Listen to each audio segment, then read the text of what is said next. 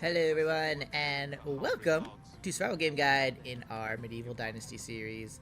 We have jumped over here to jumped. It's really more like ran, but we're in Piastovia here today, and our goal is to do a little bit of Dynasty reputation grinding because I'm gonna need some more to basically invite more villagers to the village in a little bit here, and I could certainly use a little bit more help. So. That's what today's video is all about, Dynasty reputation. It's something that you frequently see in the game. You might notice that like sometimes you gain it, sometimes you lose it, and you might be wondering, how is this happening and why should I care about it, basically. So Dynasty reputation is kind of like, you can think of it as, really basically as like your reputation, your influence on the kind of like the world around you, basically. And the higher your reputation is, the more that people quote unquote like know about you, the more like your name has kind of carried around from town to town. And if you have like a good reputation, and then villagers are more likely to join your village because they know that you're going to take care of them, that you're not like some serial killer or tyrant or something.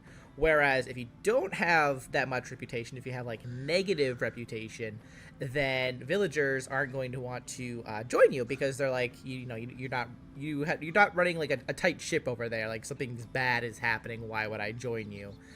So it influences how many villagers you can invite to your village. Like, for example, my reputation right now, because this is a fresh start on Oxbow here, it's just 240. So I was able to invite like 2 villagers, but I'm not going to be able to invite a third one until I have 300 here, basically. And that's just because I'm not as influential in this area yet. And to increase that, there's really like 2 main ways. The first is by doing like the main story quest. So in this case, it's like the Stay Vigilant quest, and doing some like the main quests around this town, around some of the other towns. And you can also do it through side quests, which is what we're going to be doing today, because we're just looking for like quick little things that can get us some Dynasty reputation points. So let's just quickly see what we have here. Now, at Piastovia, I think is like the easiest to get side quests, just because they have it all on this nice little notice board, which is very convenient.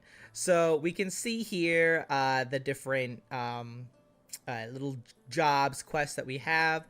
This one would get us 50 Dynasty reputation points, and this guy wants 10 rot.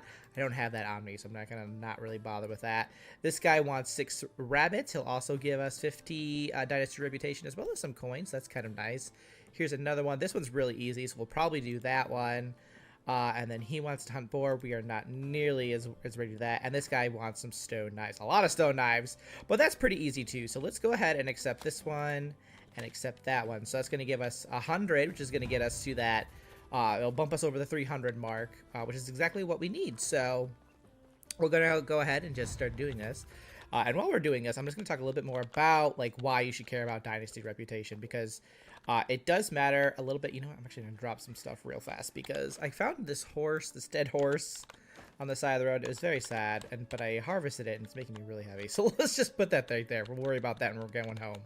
But Dynasty reputation is actually a little bit more important than just like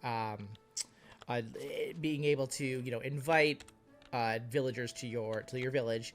And that also has to do with your taxes. And if you've played this game, at all, whether you're beginner or veteran, you might know, or might not know, I guess, that taxes are rather important. You have to pay them every spring, and depending on, how many buildings you have, how many fields you have, all that, your taxes can get pretty gosh darn expensive. But there are ways to influence that, and one of them is with your Dynasty reputation. Okay, so we need stone knives. How many is it to make? 2.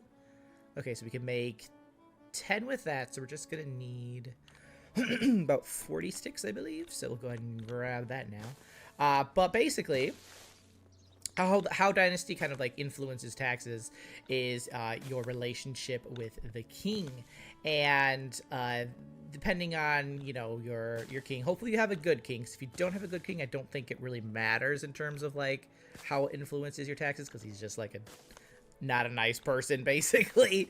But the idea behind it is that the higher your reputation is in the area, the more the king kind of like takes note of you, and that also has to do with like completing his challenges as well. So basically, the more that you do for him, the more that you show him that you're an upstanding kind of guy. He actually reduces the taxes that you owe. So if you don't want to be paying like a lot of taxes every spring, increasing your dynasty reputation and like doing the herald challenges is a good way to kind of like lower that down. As well as like there's some skills and stuff that you can do that too. But that's kind of like how it ties into dynasty reputation. Now, I guess I suppose like the flip side of that is if you don't complete one of his challenges, like if you take on one of the Herald's challenges but you don't complete it, you can actually lose dynasty reputation, which then influences your relationship with the king, and that can increase your taxes for like that season. So, it's kind of like be careful about like the challenges when it comes to that. Make sure that you can actually complete them. It does give you like a few seasons usually, so you tend to have like enough time to complete it as long as it's like something that you're capable of doing from the get-go. But just gotta be a little bit wary of that, I would say. Now this guy wanted 2 hammers, right? So we'll need 2 logs and 20 sticks for that. So let's go ahead and we have to travel a little bit out of here because these trees are technically, I think, protected by the town. So we'll just go over here. So that's kind of like how that whole thing works. Now, you might be wondering what happens if you get like negative dynasty reputation and like a lot of it. So negative dynasty reputation, you basically get, for one, when you don't complete like the Herald's challenges, and as well as like the side quests. Like if I didn't complete these, that would also kind of like ding us a little bit, if you will. It would be like a negative dynasty reputation instead of positive. So that's not good. And then also if you're caught stealing, that is another way where that'll also decrease your dynasty reputation too. And what happens is that, like, for one, obviously villagers are less likely to go to your village, but also you can actually get kicked out of the area. Like if you reach, I think it's like negative 10,000 dynasty reputation, which is like a lot. Okay, it takes a lot of effort to get to that, but if you do that, if you get to that point, they will actually kick you out of the valley, and you basically lose the game. So don't get a negative dynasty reputation unless that's what you're trying to do. You're trying to be like some evil person, and you just want to do it for the kicks. Then go for it.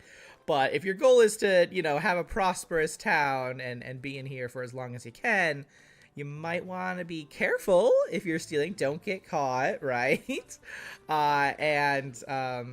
Just try to complete the quests that you pick up. Don't fail too many of them, especially in a row or anything like that. All right, so let's go ahead and turn these in. Let's get our dynasty reputations. Yeah, I'm making really good stone knives. So we can see there we got some coin. We also got our plus 50 dynasty reputation from there. Let's go ahead and I think it was tracked already. Silly me. And let's go ahead and turn this into. As a fork is for eating soup. My goodness. There's so much talking. As much as I like that the NPCs are talking, but sometimes there's a little too much. All right, here's our friend. Oh, it's you again. Here's your hammers.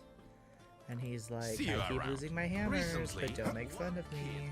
Oh, he's a cute little guy. Does he have stuff for us? He does. What you got for us, buddy? Sticks. Well, we'll take it. So that is how we have gotten 100 already. We can see there we go, 340. So if I wanted to right now, I could go and invite a villager to town. We're not going to do that because I don't have a house ready just yet. And I don't think I'm even really ready to do that. I have to kind of go over my buildings, see what I have unlocked. But that will be for the playthrough. If you've been watching that, I do have an Oxbow playthrough that I've been doing, just kind of like exploring the different new things that the game has released with the co-op mode and the new map mode. We just got set up in our new location, which is right by a cave and a waterfall. It's absolutely beautiful. I love it there. So go ahead and check that out if you just want to see some Medieval Dynasty playthrough. It's very chill. If you just need to relax a little bit, go ahead and watch that. Otherwise, I will see you guys in the next little guide installment next time. Until then, keep surviving and keep thriving.